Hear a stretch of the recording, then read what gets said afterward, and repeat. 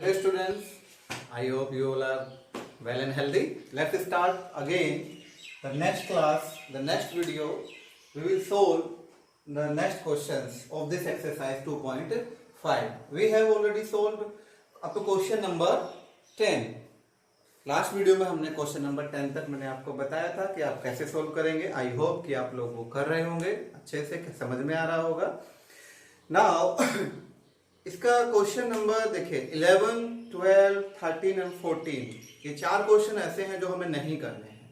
ये पहले सिलेबस में थे, लेकिन यू नो क्योंकि ऑनलाइन क्लासेस हैं, बहुत ज़्यादा क्लासेस का लॉस हुआ है, तो ड्यू टू कोविड-19 सिलेबस को थोड़ा कम किया गया है सीबीएसई के द्वारा. 30% रिड्यूस हुआ है, 70% हमें पढ़ना है. तो इसमें जो क्वेश्चन नंबर 11, 12, 13, 14 है, ये चार क्वेश्चन हमें नहीं करने हैं क्योंकि इस बार सिलेबस में नहीं है. फिर भी आप चाहें तो खुद से कर सकते हैं, बट ये एग्जामिनेशन में नहीं आएंगे, उससे संबंधित नहीं है. ओके, इसलिए हमने उसकी एक आइडेंटिटी नंबर 8 उससे इसको सोल्व किया जाता है, वो हमने नहीं पढ़ाई आपको. ठीक है, तो अब बचते हैं हमारे पास क्वेश्चन नंबर 15 एंड 16. ये हमें सोल्व करने हैं. तो now you can read from your book, text book, the question number 16. So everybody will read.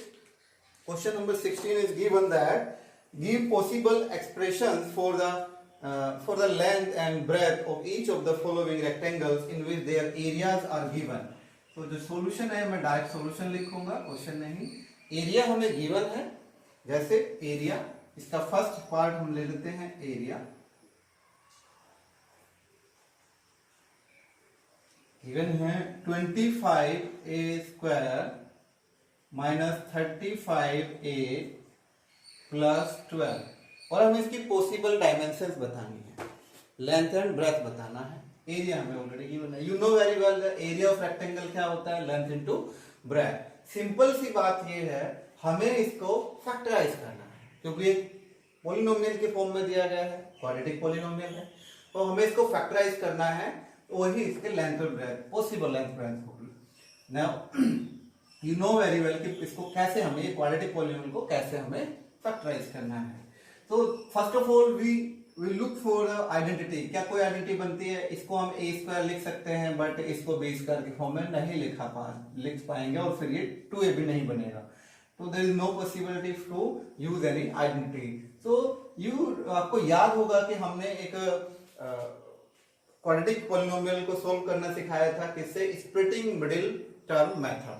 तो उस मेथड से हम इसे सोल्व करेंगे.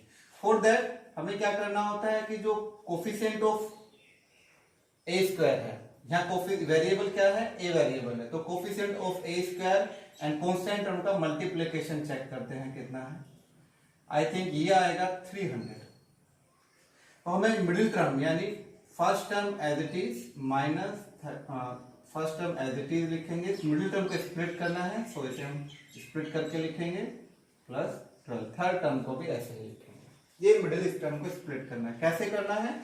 जिसका मल्टीप्लिकेशन, इसको हमें 2 नंबर्स में तोड़ के यानी ब्रेक करके लिखना है. ऐसे 2 number, multiplication of that those number should be must be 300, not should be must be 300, and summation of those number 35.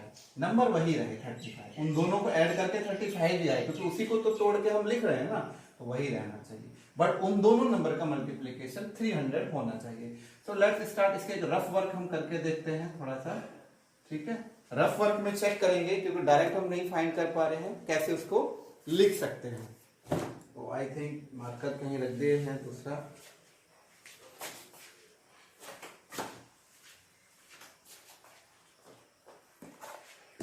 Okay, rough work में हम देखेंगे. तो मैं लेता हूं सबसे पहले 25 प्लस 10. अगर हम ऐसे लिखें, ऐसे रैंडम हम लेंगे चेक करने के लिए, कहीं से तो शुरू करना है, तो हम रैंडम लिया कि 25 प्लस 10 का हम 35 लिख सकते हैं.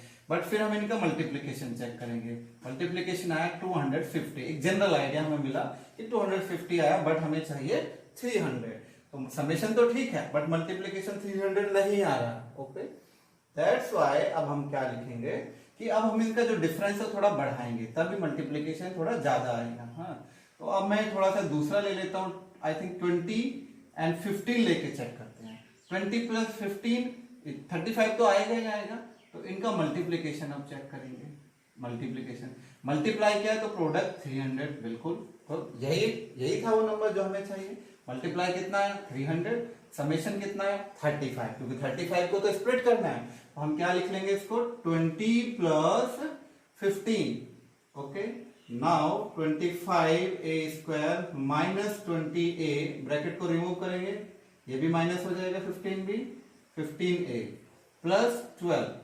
Now you know very well, पहली फर्स्ट टू टर्म में कॉमन देखना है हमें, क्या कॉमन है, आई थिंक दोनों में 5a कॉमन आ है, 5a इज कॉमन, यहाँ से 5 5 जा 25 और 5 a बचेगा, माइनस 5 4 जा 20, a कॉमन आ गया, 5a माइनस 3, पहले माइनस कॉमन आएगा, यहाँ इन दोनों में 3 कॉमन है ओनली, 15 और 12 में 3 कॉमन है, 3 यहाँ से बचेगा, 3 5 टाइम्स में 15 आएगा, 5a प्लस था लेकिन माइनस कॉमन आ गया तो माइनस बचेगा 4। नाउ यू कैन सी जो ब्रैकेट टर्म है वो एक जैसे है, इट मीन्स अब तक जो भी किया हमने इट इज ऑल राइट। तो अगेन 5a कॉमन हमने लिया दोनों टर्म से, यहाँ बचेगा 5a माइनस 3, ये आ गए इसके factors. So it is the area, लिखेंगे हम, सिंस एरिया ऑफ रेक्टेंगल क्या होता है, rectangle length into breadth, length into breadth होता है, we know very well, L into B. तो अब यहाँ हम देख रहे हैं लेंथ इंटू ब्रेथ में ये एल यानी और ये बी की फॉर्म में आ गई है क्योंकि ये मल्टीप्लिकेशन में आ गया, therefore the possible length, the possible length is, possible इसलिए कि एग्जैक्ट नहीं कह सकते बट इसी तरह से आएगी, possible length is 5a minus 4a and the possible breadth, possible breadth है वो क्या हो जाएगी, you can see on board, possible breadth 5a minus 3। ये वाइस वर्सा भी हो सकता है कि इसको लेंथ कह दे इसको ब्रेथ कह दे, है ना, बट ये ज्यादा सुटेबल है। तो ऐसे आप इसे सोल्व कर लेंगे, ओके। इसके जो बाकी क्वेश्चन है दूसरा पार्ट वो अपने आप से आप सोल्व करेंगे। Now we will start question number 10। Question number 10 को शुरू, सॉरी नॉट 10, 15 को शुरू करते हैं, 15 था ये हम भूल गए, क्वेश्चन नंबर 15 हम 16 को शुरू करते हैं, क्वेश्चन सॉल्यूशन 6 से देखेंगे।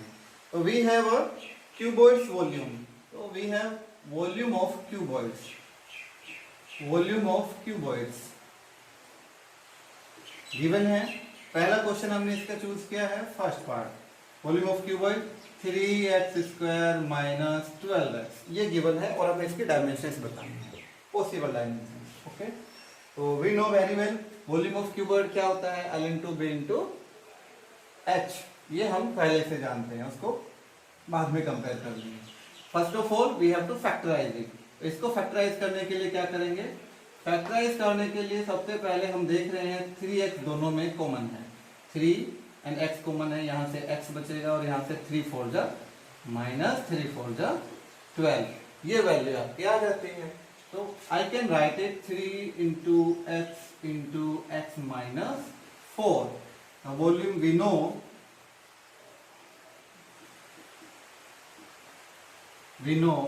वॉल्यूम ऑफ क्यूबॉइड क्या होता है, क्यूबॉइड का volume, volume of cuboid it is L into B into H, यानी length into breadth into height. Therefore आप इससे इसको मैच करो, ये भी तो वॉल्यूम है ना क्यूबॉइड का, ये भी, इससे इसको देखो आपका लेंथ कितना आता है। देयरफॉर पॉसिबल कौन सी 3x